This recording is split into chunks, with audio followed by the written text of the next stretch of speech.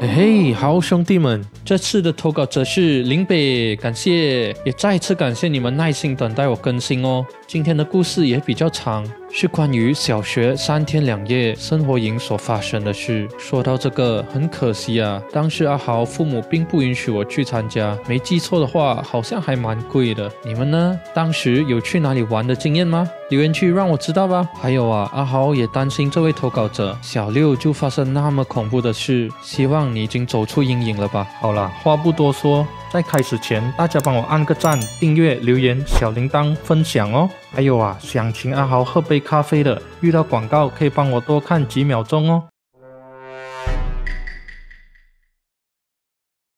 相信每一個無論是大馬或台灣長大的孩子，小學6年級的回憶裡都少不了3天2夜的畢業生活營吧。那種興奮感，至今想起來可能還是會覺得熱血沸騰呢。那可是我們第一次離開父母，和同學們在一起，在外過夜，一起鬧，一起瘋的快感啊。但對於我來說，那幾晚的記憶，可能不僅僅是青春的躁動，而是一輩子都洗不掉的陰影。那一年是2015年，我還在讀6年級。學校為了讓我們體驗團體生活，租借了附近一所中學的場地來舉辦這次的生活營。那所中學很大，教學樓呈現一個口字形，每一棟都有3層樓高。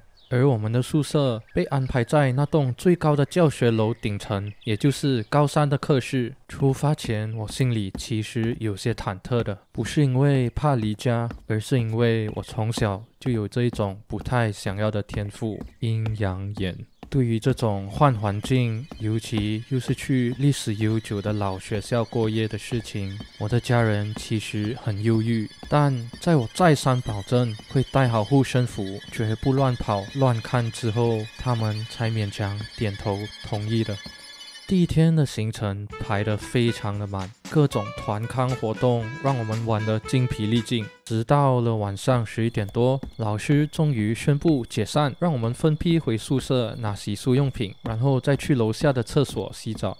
深夜的校園和白天完全是2個世界。白天的喧鬧聲退去後，留下來的是一種空曠的死寂。當我洗完澡，抱着臉盆準備走回宿舍的時候，就必須經過這陰暗的走廊。那裡正對着學校的露天籃球場，外面的燈全關了，球場幾乎暗的已經看不見了。我下意識的就往球場看了一眼。詭異的是，都這個時間了，就在球場中央那個最暗的位置站着2道黑影。他們不是那種模糊的一團氣，而是有着清晰的人形輪廓，很高，手腳的比例也長得不像是正常人。他們就那樣面對面站着，沒有動，也沒有說話。但我能感覺到，雖然他們面對面，但他們的視線，或者是說那種注意力的焦點，並不在對方身上，而是直直的往上看向了我所在的這條走廊。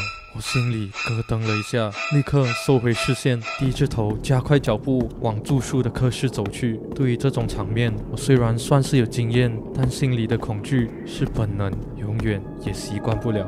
沒事的，冷靜一點啊，好，他們只是路過，我不犯他們，他們就不會犯我。回到住宿的課室，裡面的氣氛稍微讓我安心了一些。一大群男生擠在一間課室裡，有的在補着睡袋，有的在玩手機，有的在玩卡牌，還有人在偷吃零食。嘈雜的人聲冲淡了外面的陰森感。我們的睡袋都是隨自己喜歡的位置排開的，我的位置比較特別，剛好在課室最前方，背後便是黑板。時間來到了12點半，巡房的老師來罵了幾次後，大家終於安靜了下來，燈也關了，只剩下走廊外透進來的一點點月光，勉強勾勒出課室裡的輪廓。我當時其實很累，但小孩子嘛，總喜歡無時無刻耍帥，擺些酷酷的姿勢。我並沒有馬上鑽進睡袋，而是坐在講台上的椅子，擺着我腦中最中二、最帥的坐姿，等真的有睡意了再躺平。我應該看起來很帥吧？現在看着的很多人都這樣覺得吧？大概過了半個小時，課室裡只剩下同學們此起彼落的打呼聲和磨牙聲。就在這個時候，氣溫好像突然降了好幾度，原本悶熱的課室突然湧起了一股濕冷的寒意。那不是冷氣的風，而是一種帶着土腥味，像是從地下室吹出來的陰風。這股冷氣讓我原本有些昏沉的腦袋瞬間清醒了過來。好冷哦，還是回去睡袋吧。等等，我的天賦告訴我有東西來了。我不敢睜開眼，只能緊緊閉着雙眼，調整呼吸，假裝自己已經熟睡了。一陣清脆的聲音傳來，像是高跟鞋踩在磨石子地板上的聲音，節奏很慢，很規律。聲音從走廊的遠處慢慢地逼近我們的課室門口，我全身的肌肉瞬間緊繃。這個時間點，所有的女老師都住在樓下的教職員宿舍，更不可能穿着高跟鞋爬上3樓來巡房啊！靠腰，我腦袋燒壞了是不是？到底為什麼要裝酷啦？聲音在我們的課室門前停住了。前門被緩緩推開了，那一刻，我雖然閉着眼睛，但我的第3隻眼卻像是被強行撐開了一樣，讓我即使在黑暗中，即使閉着眼，腦海裡也能接受到那詭異的畫面。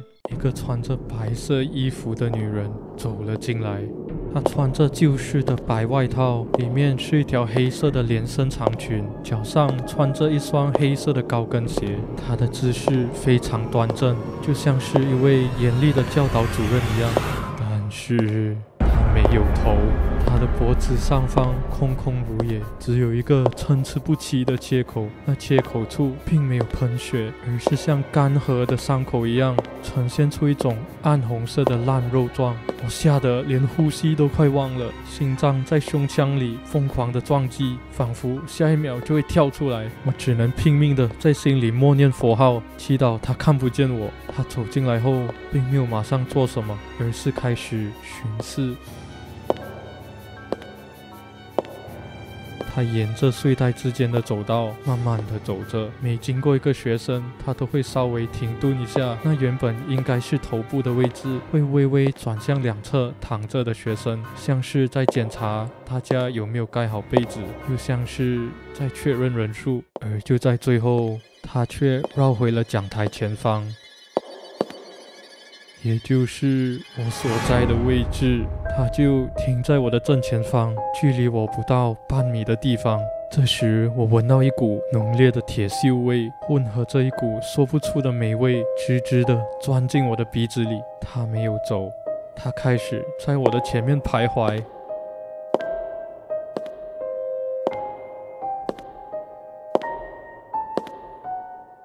他就在我的前面走來走去，每一次轉身，裙擺都會帶起一陣陰風掃過我的臉頰。我知道他發現我了，他知道我還醒着，他甚至知道我看得到他。那種被注視的感覺非常的強烈，雖然他沒有眼睛，但我能感覺到那股來自靈魂深處的壓迫感正死死地鎖定着我。他就像是在等待我睜開眼睛，等待我崩潰尖叫的那一刻。我咬緊牙關，指甲深深地掐進肉裡，用疼痛來強迫自己保持鎮定。你走你的陽關道，我過我的獨木橋，我不翻你，你別翻我啊！這種僵持不知道持續了多久，可能只有幾分鐘，但在當時我感覺起來就像過了幾個世紀一樣漫長。他還在走，沒過多久，他腳步又停了下來。這一次，他又像剛剛一樣站在我的面前一動不動。況且我還感覺到他的身體似乎微微前傾，那種血腥味變得更加濃烈，幾乎要讓我作嘔的程度。他彎下了腰，那光禿禿的脖頸切口就在我的右臉頰，仿佛下一秒他就會問我：同學，你有看到我的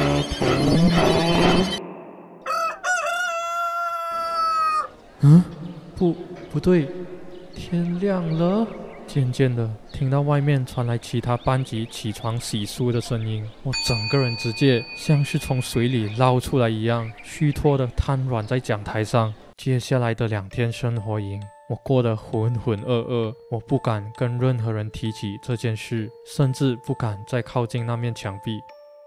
那晚之後的每個晚上，我都是硬擠到我朋友的睡袋裡，用被子蒙住頭，瑟瑟發抖直到天亮。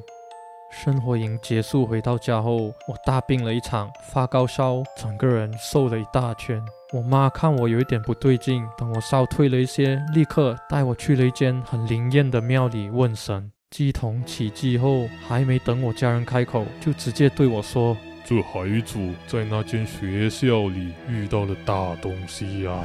神明透過乩身告訴我們，那個無頭女鬼並不是學校裡的鬼，而是一個路過的靈體啊！他前世可能是一位教師，或者是對學校有着強烈執念的人啊，因為某種淒慘的意外被斬首而死的。他還說，因為沒有頭，他無法聽見，無法看見，甚至忘記了自己已經死了。他的靈魂被困在了一種死前的回圈裡，每天晚上他都會憑着生前的本能回到學校，重複着巡訪這個動作，一遍又一遍，永無止境。幸好這孩子當時夠定力，沒有大叫，也沒有睜眼去挑破他。那個靈體當時停在他面前，是因為感覺到了他的氣場不同，知道這個孩子能看見他。如果當時他做了什麼激怒他的舉動，或者試圖跟他溝通，那個無頭鬼可能會想要借他的頭來用一用，後果真的不堪設想。雖然事情已經過去了很多年，我也已經長大成人，但那晚的高跟鞋聲，那股濃烈的血腥味，還有那個站在我面前脖子上空無一物的白色身影，依然是我這輩子最深的恐懼。嘿嘿，感謝大家把影片看完哦，也感謝右上角加入我會員的土豪們哦，阿豪萬分感謝，也愛死你們了。最後，喜歡好恐怖動畫的大家，別忘了點讚、訂閱、打開小鈴鐺哦。我們下個星期見嘍，拜拜。